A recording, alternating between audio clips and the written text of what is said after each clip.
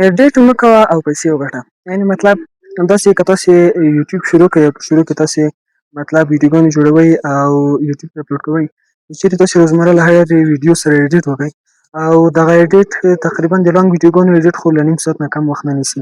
نو نیم ساعت، یو ساعت یعنې او کله کله هم بعضې خلک 2 ساعته یا 3 ساعته ایډیټ کوي. نو له دونه ایډیټ نه وروسته کله چې تاسې په ډېر زحمت باندې ویډیو ریکارډ کړي او وروسته له هغه 2-3 ساعته ایډیټ پرې ووهئ او هغه هم بازدید کم وخوري، نو تقریبا سړی ناامیده کوي او دا ښه نه ده. او بل دا چې په شروع کې تاسې ویډیوګانې اپلوډ کړئ او بې ایډیټ یې پورته کړئ، نو تقریبا سړي ډېر چور نه خرابه کېږي. او په 2020 کال کې خلک له ډېرې ایډیټ والا ویډیوګانو نه ساده ویډیوګانې ډېرې خوښوي. مطلب اوس ډېر مغلقه ایډیټونه چې دی په اے آی باندې خلک وهي، یا مطلب قوي اپونه چې ورته کاروي او د ایډیټ ورکوي، نو د ویډیو کیفیت مکمل بدلیږي.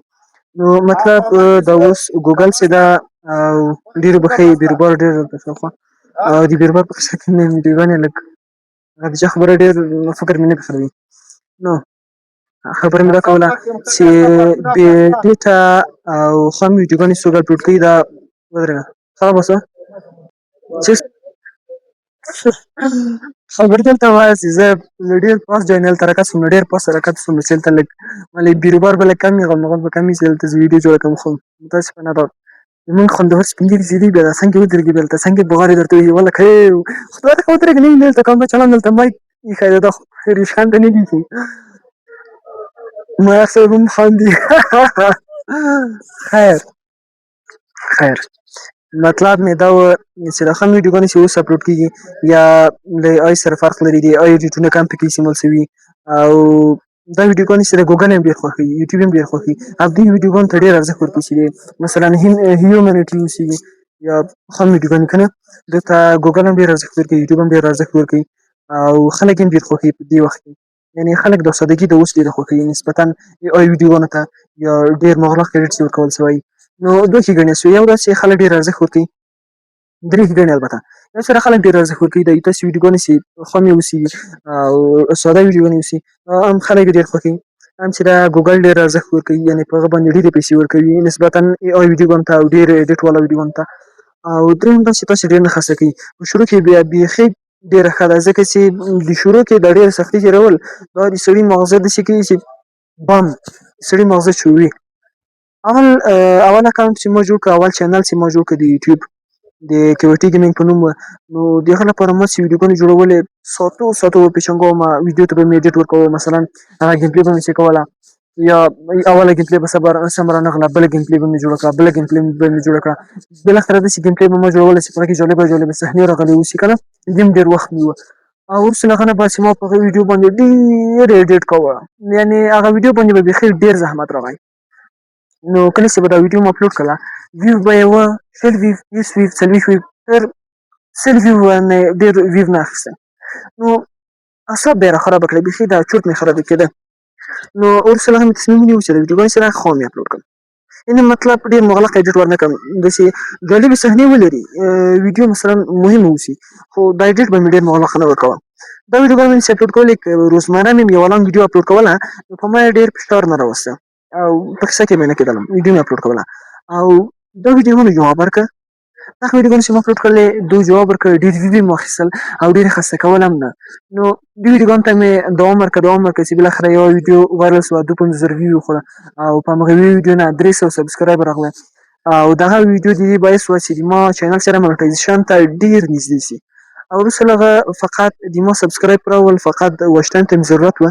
نو واچ ټایم چې ده ما په لایف باندې پوره کړ او لایف سټریم تلم او لایف سټریم دونه سخته کار نه ده، فقط لږ قوي انټرنټ غواړي، نور چې دا نه ایډیټ ته ضرورت لري، نه بل لږ واچ ټایم لږ په سخته پوره کېږي، خو لایف ښه ده. بیا د واچ ټایم پوره کولو لپاره لایف ښه ده.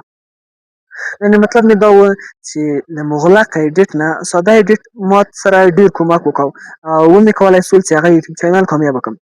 یا مخکې مې یو بل یوټیوب چینل هم و د کینګمان ګیمینګ په نامه، هغه چې ده هغه یوټیوب چینل چې ده وسایل راسره وه، آیپډ راسره وه، انټرنټ مې درلوده، خو یوازینی عامل یې دا و چې ما پرېښود او پرې ناکامه شوم، هغه عدیمه ناامیدي وه. یعنې چې په شروع کې ما په هرې ویډیو باندې مې ډېر زحمت وایسته او ویو یې نه خوړل، نو بالاخره بیخي یوټیوب چینل مې پرېښوده او کیوټي ګیمینګ سره په دغه کې بیا ناامیده نه شوم او دوام مې ورکړ. یعنې ډېر مغلق ایډیټ مې نه ورکاوه، ساده ایډیټ باندې مې ویډیوګانې اپلوډ کولې، نو ویډیوګانې ښې مخته تللې. نو تاسې هم دغه اول ښېګڼې دا ده چې تاسې ډېر له مشکلاتو سره نه مخ کوي، مثلا د تاسې ډېر وخت نه نیسي او ډېر هم نه سرګردانه کوي. دویم چې دا ډېر ارزښت ورکول کېږي هغو ویډیوګانو ته او ګوګل هم ډېر ارزښت ورکوي، ډېرې پیسې پرې ورکوي، خلک هم ارزښت ورکوي او ډېر لیدونکي پیدا کوي او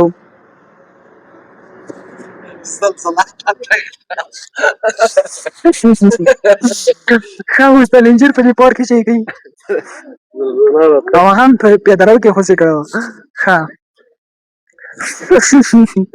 ډېر وبښئ. نو خلاص مطلب توجه ډېره ایډیټ ته مه ورکوئ، ښه توجه چې ډېره ورکوئ فقط تمنیل، ډسکریپشن او ټایټل دغه دریو ته ډېره توجه وکړئ.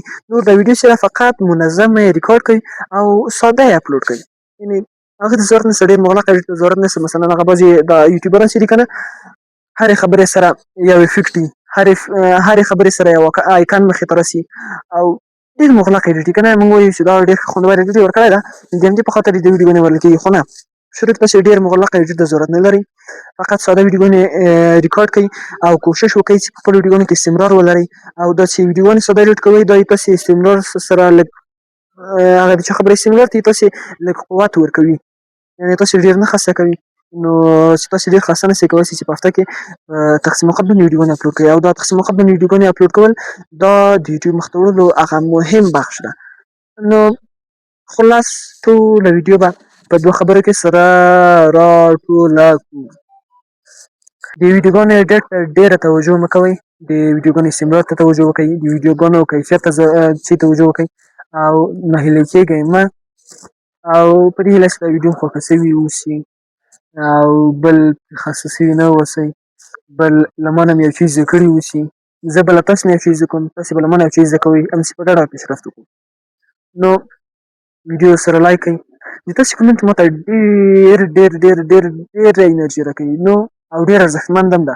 نو کومنټ وکړئ، 100% کومنټ وکړئ، د یو کومنټ باندې ما میلمه کړئ او په کومنټ کې هره پوښتنه چې لرئ، انتقاد لرئ، پیشنهاد لرئ، هر څه چې وي تاسې کولی شئ چې په کومنټ کې ووایئ.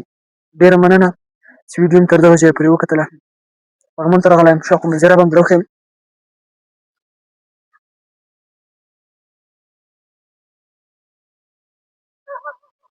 داسې یو لوکیشن ته راغلی یم، شاته هغه د پغمان وړ وړ قصرونه دي، مطلب خوا ته هم ښه قصرونه دي، داسې نور داسې تاریخي ځای غوندې ده لکه دا ځای ده مثلا ډېر ښایسته ښایسته ساحې دي. نور صبرالله هم راسره ده، سټن یې هلته پرېښود دی، خپله وړاندې لاړم. نو په دې هیله چې له ویډیو نه مو خوند اخیستی وي، ویډیو در سره لایک، چینل در سره سبسکرایب او یو خوندور کومنټ 100% ولیکئ. ډېره مننه.